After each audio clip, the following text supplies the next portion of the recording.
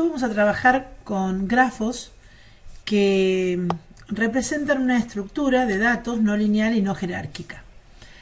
Decimos que una estructura es lineal cuando cada elemento de la estructura se relaciona con otro elemento de la misma estructura. Entonces, al decir que es no lineal, estamos representando o pensando en una estructura que se relaciona con más de un elemento de la misma estructura. Decimos que una estructura es jerárquica cuando sus elementos están relacionados entre sí en base a algún concepto de nivel o relación de tipo padres, hijos o hermanos. Por lo tanto, si una estructura es no jerárquica, significa que tal relación entre los elementos respecto de la posición que ocupan no es relevante. Por lo tanto, un grafo es una estructura que tanto el grafo de la derecha como el grafo de la izquierda se consideran isomorfos, o sea, son el mismo grafo. Lo que importa es cómo se relacionan sus elementos. Por ejemplo, el vértice A está relacionado con E, con B y con C en ambas gráficas de la estructura. O sea que no es la gráfica lo importante, sino la relación entre los elementos. Los grafos permiten modelar diversas situaciones: mapas conceptuales, planos de ciudades, de caminos, redes de computadoras, redes de dispositivos varios, ¿no? El funcionamiento de algunos dispositivos eléctricos internamente. Podrían representarse los bits o los píxeles de una imagen mediante grafos. Son estructuras que se usan para construir compiladores. Pueden representar las materias de un plan de estudios y cómo esas materias se relacionan entre sí respecto del régimen de correlatividades. Pueden utilizarse para mostrar distintas tareas de un proyecto y establecer lo que se denomina un Gantt para mostrar precedencia, camino crítico, camino mínimo.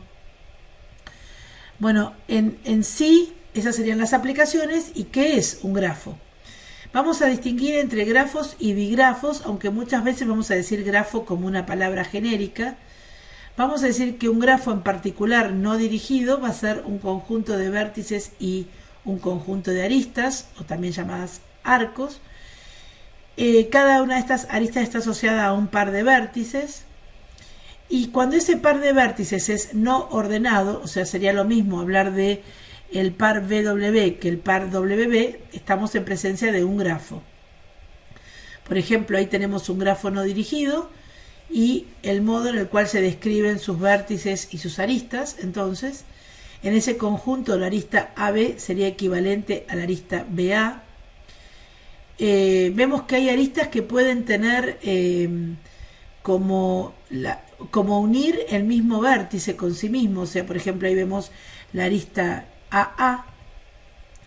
Las aristas podrían tener asociado un valor, una ponderación. Los grafos que tienen aristas de esta manera se denominan aristas ponderadas y se escribe esa ponderación en el conjunto como se muestra ahí al lado de la arista. Ponemos 2 puntos y el valor, y en la gráfica se pone el valor asociado a la arista cerquita de ella. Luego hay otro tipo de grafos que se suelen llamar digrafos o grafos dirigidos, que también son vértices y aristas, pero la diferencia es que cada arista relaciona un par de vértices, un origen y un destino, y por eso decimos que es un par ordenado. El primer elemento del par sería el origen de la arista y el segundo el destino. Entonces, por ejemplo, en este caso la arista AB implica que hay un arco que se mueve de A a B. Podría haber otro arco que va de B a A, o sea, podría haber 2 aristas, una de A a B y otra de B a A. Este no es el caso. Acá también vemos que los grafos dirigidos, o sea, digrafos, podrían tener también aristas ponderadas. Se utilizan para representar distintas situaciones. Por ejemplo, si yo estoy pensando en un régimen de correlatividades, seguramente un digrafo me sirve más que un grafo. Pero si estoy pensando en, por ejemplo, redes de computadoras, pensando que por un cable podrían moverse, o el elemento que fuese para conectar datos que van y que vienen, quizás un grafo representa más esa situación que lo haría un digrafo. O sea que depende de lo que queramos modelar. Algunas definiciones, bueno, las aristas que relacionan dos vértices se llaman incidente a esos vértices. Los vértices relacionados por una arista se llaman adyacentes. Y en particular, si la arista es de un digrafo, podríamos decir que el destino es adyacente al origen. O sea, W es adyacente a B, mientras que si fuera un grafo, son uno adyacente al otro. Esa arista particular que antes mostré que relaciona un vértice consigo mismo se denomina bucle. Podemos tener varias aristas entre un par de vértices. Si eso ocurre, el grafo se denomina multigrafo. Normalmente, si no lo decimos específicamente, es que no es un multigrafo, sino que es un grafo en el cual no admitimos más de una arista entre un par de vértices, porque esta descripción de multigrafo va a tener un impacto en la implementación del grafo. Vamos a decir que el orden de un grafo es la cantidad de vértices que el grafo tiene. Entonces, para este caso diríamos que este grafo tiene orden 5, no es un multigrafo, hay un bucle, B y C, por ejemplo, son adyacentes, B y E no son adyacentes. Bueno, en este grafo creo que podemos establecer esas definiciones respecto de lo que recién definimos.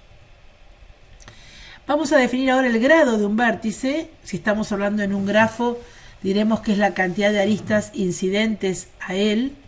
Por ejemplo, en este grafo podemos decir que el grado de A es 2, que el grado de B es 3. Y vamos a definir el concepto de grado de entrada, de salida y grado de un vértice cuando hablamos de un digrafo. En este caso, el grado de entrada de un vértice es la cantidad de aristas que lo tienen a él como destino, o sea, que llegan a él. El grado de salida de un vértice es la cantidad de aristas que lo tienen como origen, o sea, la cantidad de aristas que salen de él, o sea, la cantidad de vértices a los que puedo llegar, mientras que el de entrada es la cantidad de vértices que llegan a otro vértice. Y el grado de un vértice sería la cantidad de aristas incidentes a él, como ocurría en el grado de un vértice para un grafo. Veamos un ejemplo. El grado de entrada de A sería 1 para este digrafo, el grado de salida de A sería 2, mientras que el grado de A sería 2, porque hay dos aristas incidentes a A. En lo que respecta a B, el grado de entrada es 1, el grado de salida es 2 y el grado de B es 3. Con lo cual podemos ver que no siempre el grado de un vértice es la suma del grado de entrada más el grado de salida. En el caso de que haya un bucle, vamos a definir el grado de un vértice como el grado de entrada más el grado de salida menos la cantidad de bucles asociadas o asociados a ese vértice. Vamos a hablar ahora del concepto de subgrafo.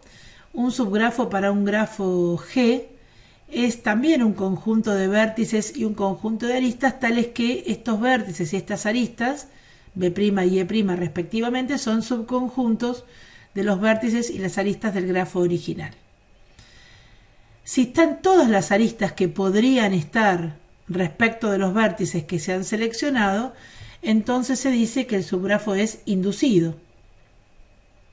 Por ejemplo, si tenemos este grafo, este que presento acá, ¿es un subgrafo? Los vértices son un subconjunto de los vértices originales. ¿Y las aristas? Bueno, vemos que no, pues la arista AD, que está en G', no estaba en G. Por lo tanto, no es un subgrafo. Ahora, ¿qué pasaría con este otro pretendido subgrafo? Vemos que los vértices son parte de los vértices originales y las aristas también. Entonces podemos decir que es un subgrafo. Ahora, ¿será inducido? Bueno, para que sea inducido tienen que estar todas las aristas que pueden estar para los vértices seleccionados. Bueno, y vemos que esto no es así porque en el grafo original teníamos, por ejemplo, CD, que acá no la tenemos, teníamos el bucle, que acá no está. entonces claramente este es un subgrafo, pero no es inducido, porque no están todas las aristas que podrían estar para los vértices seleccionados. Fíjense que la forma del grafo es irrelevante, está dibujado E en un lado, en un lugar distinto donde estaba en el grafo original. Como dijimos al principio, lo importante es la relación entre los elementos y no su ubicación. Estas definiciones de subgrafos y subgrafo inducido luego aparecen en otras definiciones asociadas a este tema. Vamos a definir un camino o trayectoria. Yo los voy a tomar como sinónimos, para algunos autores no son sinónimos. Lo identificamos con la letra P, una sucesión de aristas distintas que conectan un origen con un destino. Si existe tal camino entre dos vértices, entonces decimos que un vértice es alcanzable desde otro, cuando hablamos de grafos, y si habláramos de bigrafo, diríamos que W es alcanzable desde B. Todos los caminos tienen una longitud, que es la cantidad de aristas que lo componen, y vamos a denominar a un camino que tiene el origen y el destino igual, ciclo. Y los grafos que tienen ciclos, o al menos uno, se denominan cíclicos, y los que no lo tienen se denominan acíclicos. Cuando el camino no repite vértices, o sea, nunca puede repetir aristas, pero si además no repite vértices, es un camino simple. Entonces, por ejemplo, para este grafo, yo puedo tener un camino de A a D, que puede ser AB, BD. Puedo tener otro camino de A a D, AB, BC, CD. Si yo pensara en el camino AB, BC, CB, BD, estaría mal porque pasé dos veces por la arista BC, por lo tanto no sería un camino porque no podemos repetir aristas. Y otro camino posible sería el tomar el bucle AA, luego AB, BC, CD, pero ese camino no sería simple porque repite el vértice A. Pero es un camino, se acepta como camino. Este grafo además es cíclico, porque tiene al menos un ciclo. Al tener un bucle, ya tiene un ciclo, porque tengo un camino que comienza y termina en el propio vértice. Y si no, puedo encontrar otro, por ejemplo, el que va de B a B, BC, CD, DB. Me podrían decir, bueno, también podría ser el que va de D a D o el de C a C. Claro, por supuesto que cuando nosotros tenemos un camino que es cíclico, el vértice origen y el destino puede ser cualquiera de ese ciclo. Se dice que un grafo es conexo si todo par de vértices está unido de modo directo o indirecto. O sea, existe un camino entre todo par de vértices.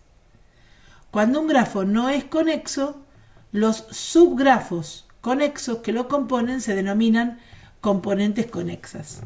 Por ejemplo, acá tenemos un grafo que es conexo, porque existe un camino entre todo par de vértices. Hay un camino entre A y E, un camino entre A y D, un camino entre A y C, un camino entre A y B. Ese camino puede tener longitud 1, como por ejemplo el de AB, o puede tener longitud 2, como el de AD. El de AD también hay otro camino, que es A, B, B, C, C, D, de longitud 3, pero por lo menos hay un camino. Acá, por ejemplo, tenemos un grafo que es no conexo, que está formado entonces por dos subgrafos, o sea, por dos componentes conexas. Un grafo conexo acíclico se conoce como árbol libre. Entonces, vamos a ver a continuación un ejemplo de lo que sería un árbol libre. Aquí vemos un grafo conexo sin ciclos. En este caso, ¿por qué se dice un árbol libre? Bueno, porque es un árbol que le falta la jerarquía, le falta la forma. El concepto de nivel acá está desdibujado, pero si uno le agregara la jerarquía a estos elementos, bueno, sería muy similar a lo que ya hemos visto como un árbol. Al ver un grafo conexo acíclico podemos darnos cuenta que existe un único camino entre cada par de vértices, ¿no? Ahí se nota la diferencia entre un grafo que es cíclico y uno que no lo es. Bueno, terminamos acá lo que serían las definiciones generales de estas estructuras. para pasar después a la implementación.